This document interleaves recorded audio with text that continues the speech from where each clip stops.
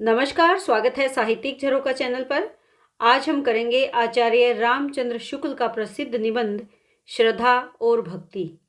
इस निबंध में आचार्य जी ये बताना चाहते हैं कि प्रेम क्या है, श्रद्धा क्या है और भक्ति क्या है। इन्हीं विषय पर यहाँ विचार किया गया है। तो आइए इस निबंध को देखते हैं। देखिए, किसी मनुष्य में जन साधारण से विशेष गुण व शक्ति का विकास देख उसके संबंध में एक स्थायी आनंद पद्धति हृदय में स्थापित हो जाती है। उसे हम क्या कहते हैं? श्रद्धा कहते हैं। देखिए, यहाँ पर ध्यान दें, स्थायी है यानी आनंद का भाव जो स्थायी हमारे मन में आ जाता है वो क्या कहलाता है? श्रद्धा। श्रद्धा महत्व की आनंदपूर्ण स्वीकृति के साथ साथ पूज्य बुद्धि का संचार है। यदि हमें निश्चय हो जाएगा कि कोई मनुष्य बड़ा है, वीर, सज्जन, गुणी, दानी, विद्वान, परोपकारी, बड़ा धर्मात्मा है, तो वह हमारे आनंद का एक विषय हो जाएगा। हम उसका नाम आने पर प्रशंसा करने लगेंगे, उसे सामने देख आनंद से सिर नवाएंगे। ये किसके लिए? जिस मनुष्य से हम प्रभावित हैं, जिस मनुष्य के लिए हमारे मन में श्रद्धा का भाव है। स्वार्थ न रहने पर भी हम सदा उसका भला चाहेंगे, उसकी बढ़ती से प्रसन्न होंगे और अपनी पोषिती आनंद पद्धति में व्याघात पहुंचने के कारण उसकी निंदा न सहन कर सकेंगे। देखिए, बिल्कुल वैसे ही जैसे सब किसी न किसी को पसंद करते हैं। मान लीजिए, आप किसी अभिनेता या अभिनेत्री को पसंद करते हैं, किसी राजनीतिज्ञ व्यक्ति को पसंद करते हैं, किसी चित्रकार को पसंद करते हैं, और जब उसकी प्रशंसा होती है समाज में, जब वो उन्नति करता है, तब हम उससे खुश होते हैं। मान लीजिए, आपका कोई जो पसंदीदा कलाकार है, उसकी जो फिल्म बहुत ज़्यादा हिट हो जाती है, आप बहुत खुश होते हैं, प्रशंसा करते हैं। लेकिन उसी फिल्म की अगर कोई निंदा करता है तो उसको आप सहन नहीं कर सकते। इससे सिद्ध होता है कि जिन कर्मों के प्रति श्रद्धा होती है उसका होना संसार को वांछित है। यही विश्व कामना श्रद्धा की प्रेरणा का मूल है।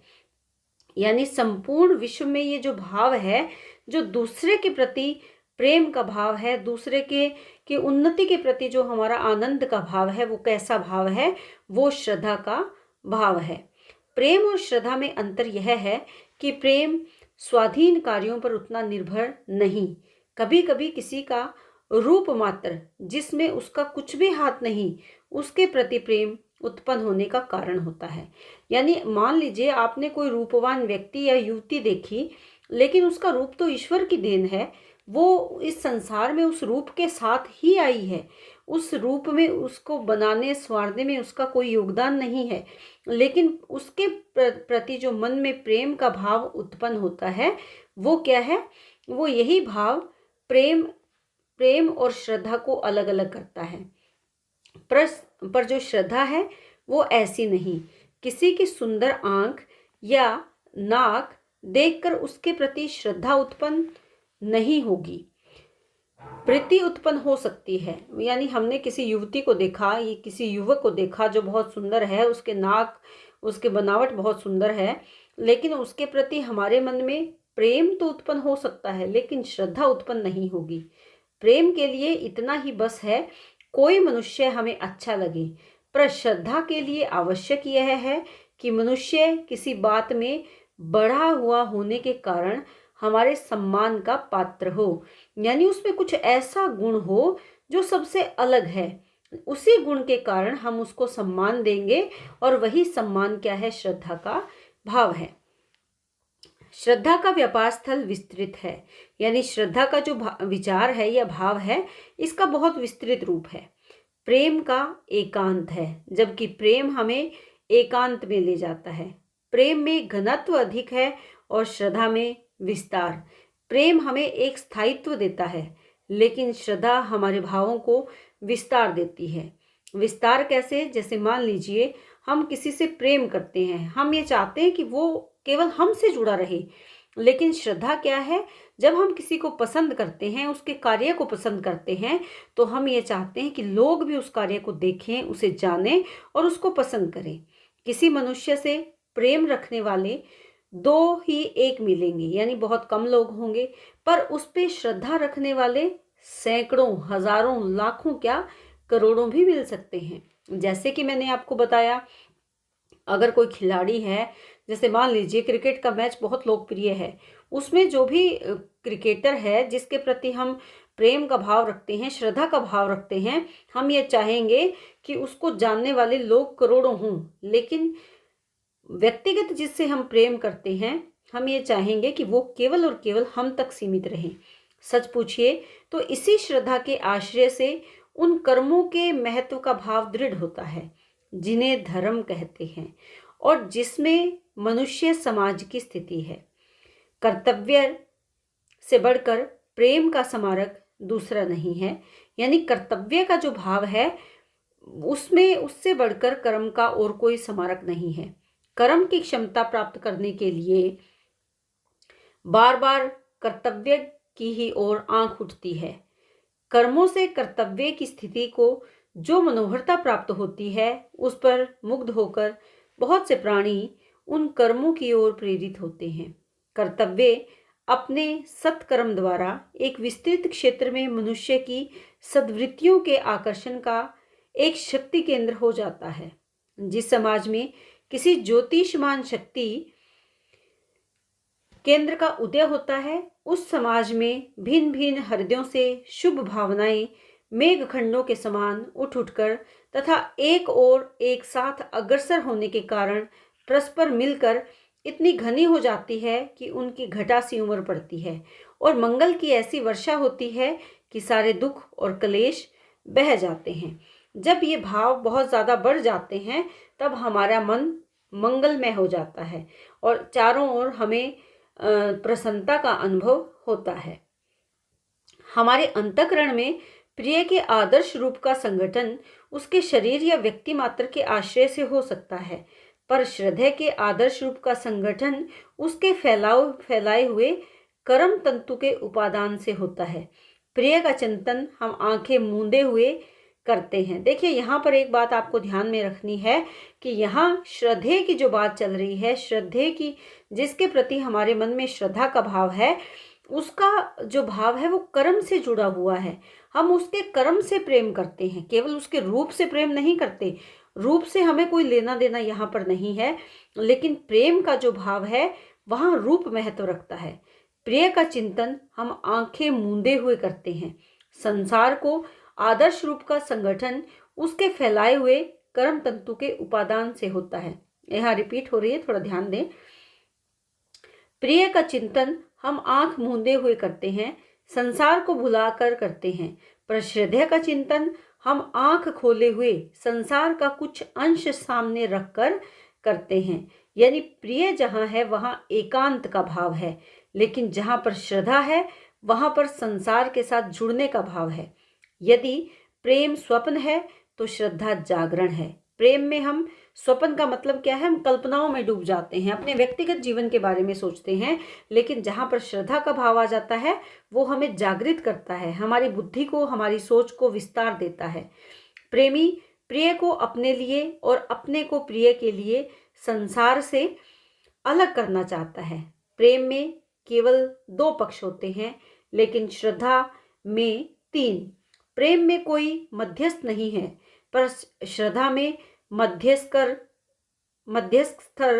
अपेक्षित है, जरूरी है।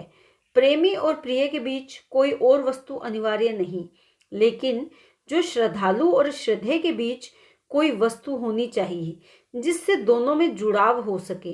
क्योंकि जिस व्यक्ति के प्रति मेरे मन में श्रद्धा है या आपके मन में श्रद्धा है, उसमें क्या ऐसी चीज है जिससे हमारे मन में श्रद्धा आ रही है, तो वो तीसरी जो चीज है वो क्या है, वो वस्तु है। इस बात का स्मरण रखने से यह पहचानना उतना कठिन न रह जाएगा कि किसी के प्रति किसी का कोई आनंदांतर्गत भाव प्रेम है, यानी आनंद का भाव। और वो आनंद का भाव कैसा है, आनंद अंतर्गत, आनंद का भाव जो अपने मन के भीतर है, वो भाव क्या है, प्रेम है या श्रद्धा। तो यहाँ पर हम कैसे जानें कि प्रेम में और श्रद्धा में क्या अंतर है। प्रेम अकेलापन चाहता है, एकांत चाहता है, वहाँ कोई मध्यस्थ नहीं है, बिचौलिया नहीं है। लेकिन जहाँ श्रद्धा है वहाँ दो के बीच में तीसरा जो कारक है वो काम करता है, और उसी कारक के कारण, उसी वस्तु के कारण, उसी कार्य के कारण हमारे मन में श्रद्धा का भाव आता है।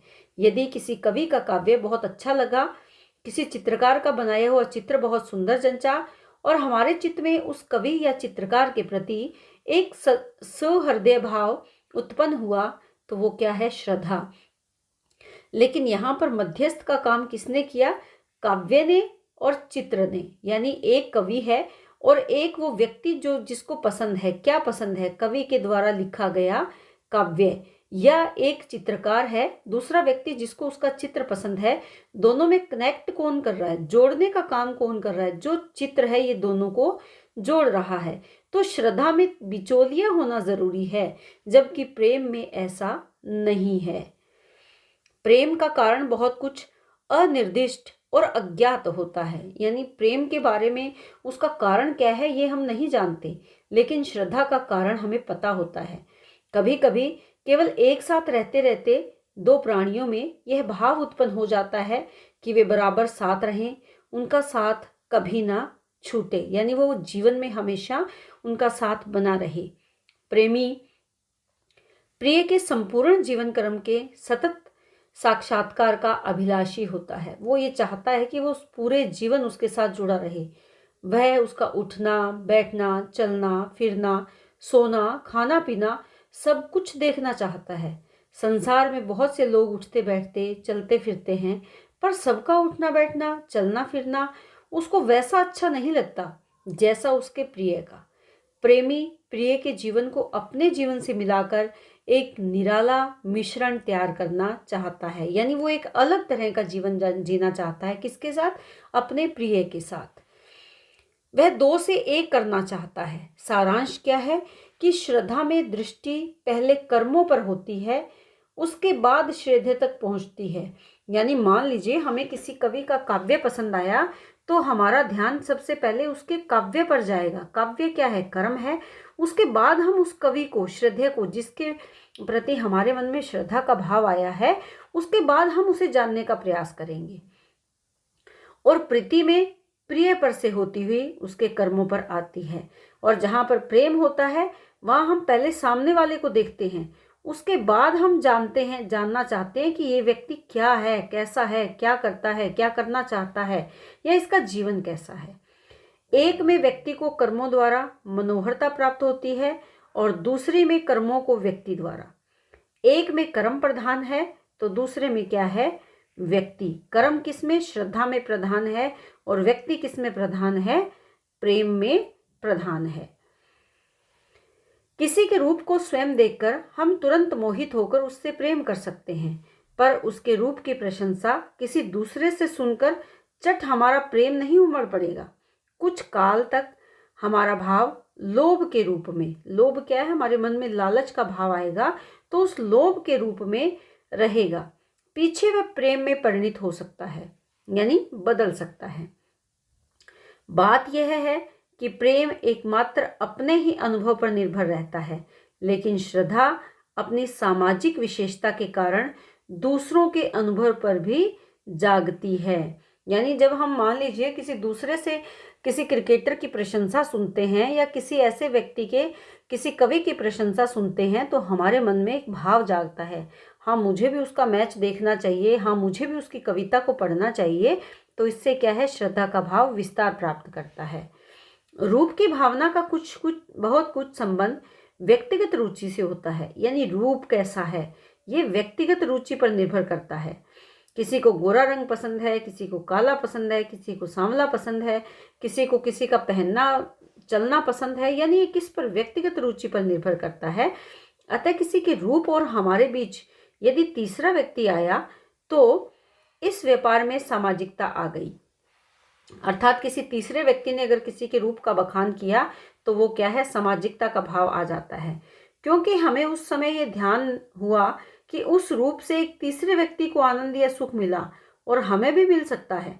जब तक हम किसी के रूप का बखान सुनकर वाह वाह करते जाएंगे, तब तक हम एक प्रकार के लोभी अथवा रीझने वाले या कदरदान ही कहलाएंगे। यानी जब हम किसी दूसरे से किसी रूप का बखान सुनेंगे तो हम कदरदान के रूप में रहेंगे, पर जब हम उसके दर्शन के लिए आकुल होंगे, उसे बराबर अपने सामने ही रखना चाहेंगे, तब प्रेम का सूत्रपात समझा जाएगा। अर्थात जब हम व्यक्तिगत रूप से हम उस पर मोहित हो जाएंगे तो यानी प्रेम का सूत्रपात वहां से शुरू हो जाएगा।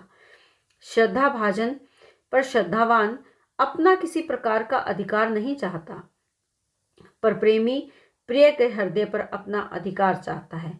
एक प्रेमी ये कभी नहीं चाहता कि उसका प्रिय किसी दूसरे के बारे में भी सोचे या किसी दूसरे के बारे में बातें करे, जबकि जो श्रद्धावान व्यक्ति है वो इस बात से बिल्कुल अनभिज्ञ है, बिल्कुल परे है। वो ये चाहता है कि वो जिसका प्रशंसक है लोग उसके बारे में जाने। तो यहाँ पर आपको ध्यान क्या देना है, श्रद्धा का जो भाव है वो विस्तृत है और प्रेम का जो भाव है वो व्यक्तिगत है, सीमित है। तो ये बात आपको यहाँ पर ध्यान में रखनी है। तो आज के लिए इतना ही। इसका आगे का भाग नेक्स्ट वीडियो में करेंगे। तब तक के लिए बहुत बहुत धन्यवाद। इसी तरह चैनल से जुड़े रहें, लाइक शेयर सब्सक्राइब करते रहें।